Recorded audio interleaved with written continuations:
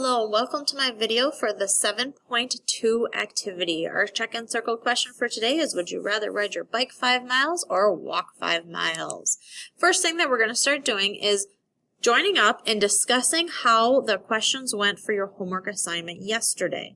Now, I know that you can do your bigideasmath.com homework assignment, but remember, we also want you to write your answers in the assignment packet that I will pass out to you when you are in person.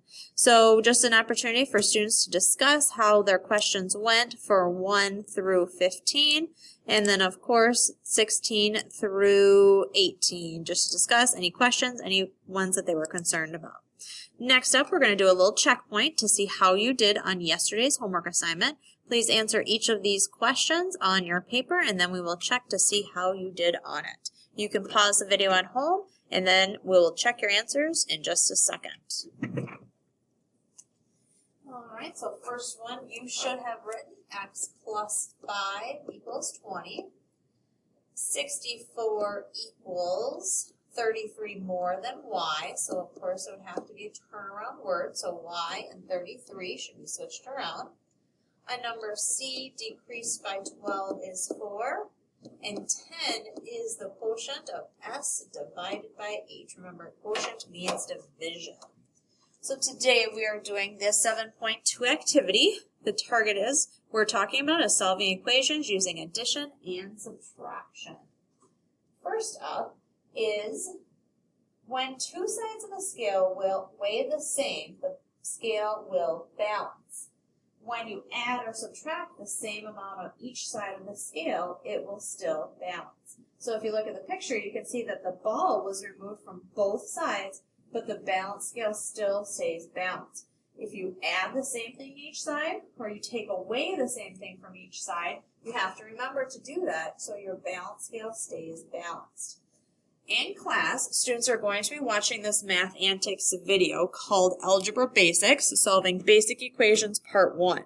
If you would like to watch this video to help you understand what we're doing in the activity today, I would recommend searching in YouTube Algebra Basics, Solving Basic Equations Part 1 Math Antics. And then you'll be able to watch the same video that the students watched in class.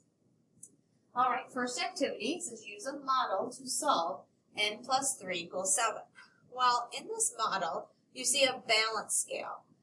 How much does one ball weigh, and how do you know?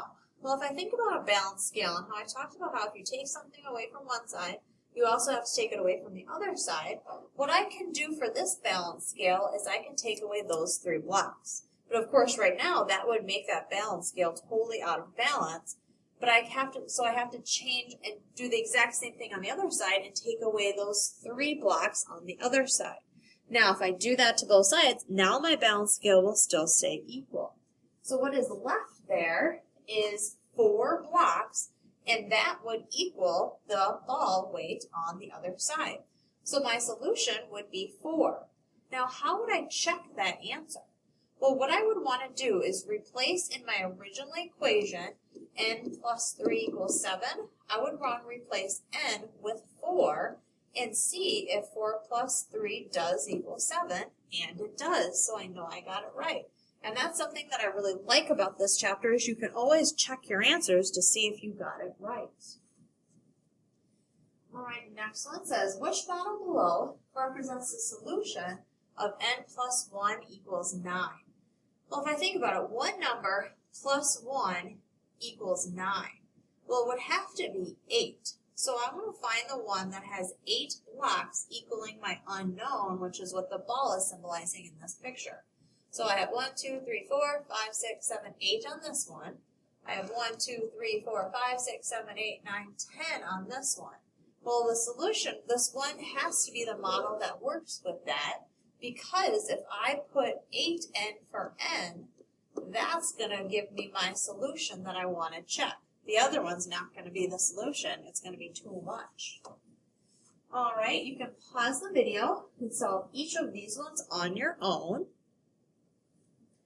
To check these ones, I would subtract 5 on both sides. So think about the balance scale. I'm going to take away 5 on both sides, which would leave me with n equaling 5. For b, I would take away 2 on both sides, which would leave me with x equaling 9, excuse me. This one I would take away 3 on both sides, which would give me y equaling 3. And then this last one I would take away 8 on both sides, which would actually leave me with m equaling 0. And once again, you can check each of those by replacing the variable with the number. So does 5 plus 5 equal 10? Yes, it does. Does 9 plus 2 equals 11? Yes, it does. Does 3 plus 3 equal 6? Yep. And does 0 plus 8 equal 0? Yes, it does. So I've got to know that those are all the solutions for each of those variables. You can pause the video and do these ones on your own, but the question says, write a question that represents the equation. So I could say for number 1, the sum of x and 1 is 5. Then the solution for x would be 4. And then to check it, does 4 plus 1 equal 5? Yes, it does.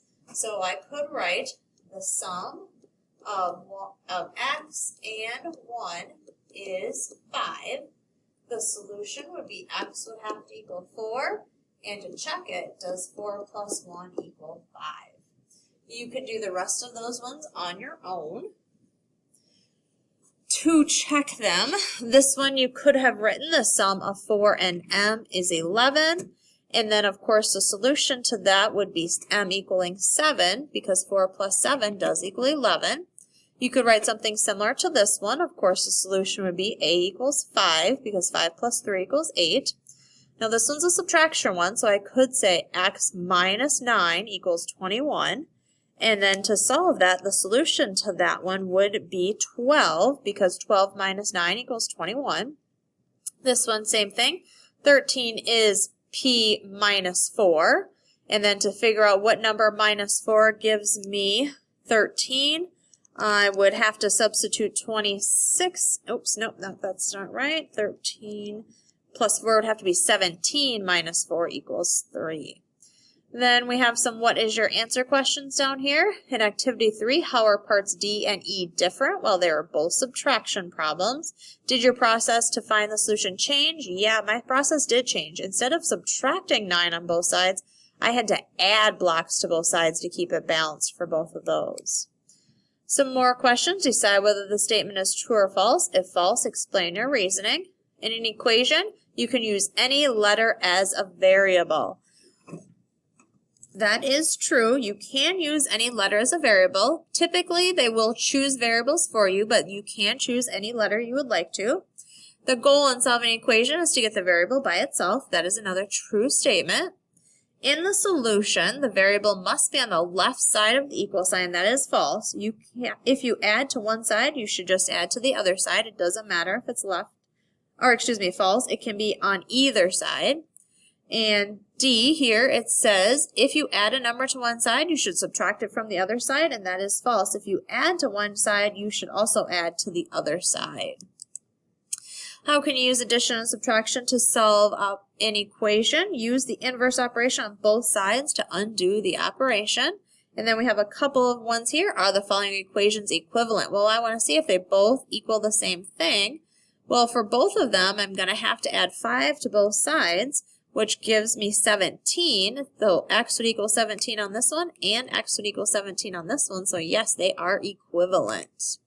All right, once again, your homework assignment is going to be in bigideasmath.com, but remember, you have to solve the problems in the handout and then transfer your answers to bigideasmath.com.